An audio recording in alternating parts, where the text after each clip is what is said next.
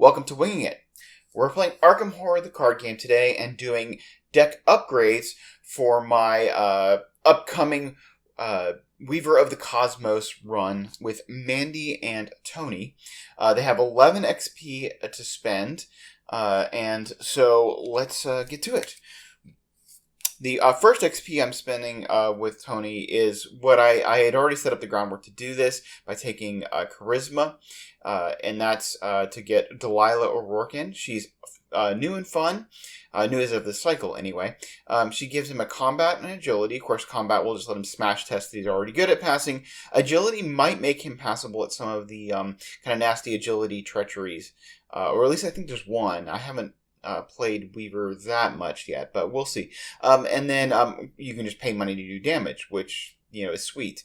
Yeah. It's like a beat cop for rogues, basically. And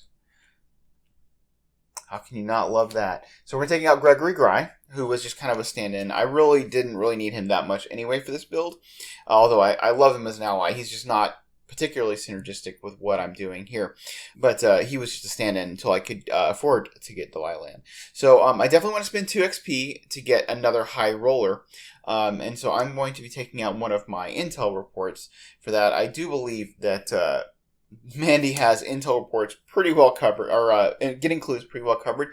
And actually, clues aren't that important in this final scenario. It's more about just fighting and doing damage, but which of course you can do with clues. So Mandy will still have plenty of stuff to do, but definitely we just want to focus on murder here. So and then so that's going to be my second copy of High Roller. So we got 2 of those, which is just it's a really good stat boost card for rogues, and especially when you're smashing tests, just to make sure that you're really smashing them, or you can invest 2 to pass the test that you wouldn't normally be able to. So, and then I'm going to go ahead and pick up this card. I have 3 XP left to spend. I'm going to spend 2 of them on getting haste and take out the other intel report. Haste is good when you need to move around several actions, or you just want to draw a bunch of cards, or you're going to take a lot of fight actions, as Tony does. I'm not sure how well it synergizes with the rest of what I'm doing, but I had 2 XP. It's a fun card, so I'm sticking it in there. Finally, with 1 XP left to spend, I'm going to, I have 2 copies of Leo DeLuca in here. One is upgraded and one is not. I will just go ahead and upgrade the other one. Just makes it a little bit cheaper. I think it's always a good upgrade if you're playing Leo to get the upgraded ones, because it just gives you a less of a tempo hit right at the beginning when you're trying to set them up, assuming you drew him in the beginning. So yeah, we're gonna take that upgraded Leo. So that's our 11 XP spent. So let's take a look at our 40 card Mandy deck. And of course we have Mandy's monster deck of 40 cards. And with 11 XP to spend. So the first 3 XP, I'm going to go ahead and grab another copy of Studious. Just trying to, that's a card I love. Always try to take 2 of them. It's the last chance to get one, so I'll do it. A card that came out in this pack that I've proxied it actually already once, because I think it's a good card and it's kind of fun. Is this Eye of Truth?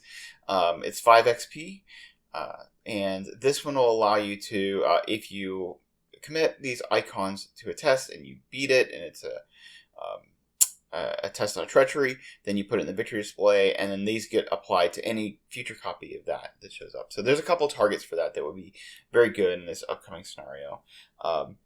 And I'm just going to take out a Curiosity for that, because Curiosity is my kind of willpower boost card that I'm planning to use kind of for treacheries, so it makes sense that Eye of Truth would kind of sub in for that. I'm going to spend 1 XP on rebuying my Exile Test of Will. Obviously really good in final scenarios, because it's exiling things doesn't really matter. And then I'm going to go ahead and get a level 2 shortcut to replace one of my shortcuts. Movement is a pretty big deal in this scenario, and so being able to have a shortcut around. I wanted to take 2, and it was kind of like on the balance. I couldn't decide if I was going to pick up that extra Studious or not, but I really like Studious and consistency in the opening hand. So I went ahead and bought that and just got the 1 upgraded shortcut. We'll see how that works out for me. Of course, Mandy already has Pathfinder, so she'll be able to get around. But Tony can, might struggle, especially because there's a treachery that makes it harder for him to move around and take action. So we will see. But this is where we're going in with Mandy, and let's go play Weaver of the Cosmos.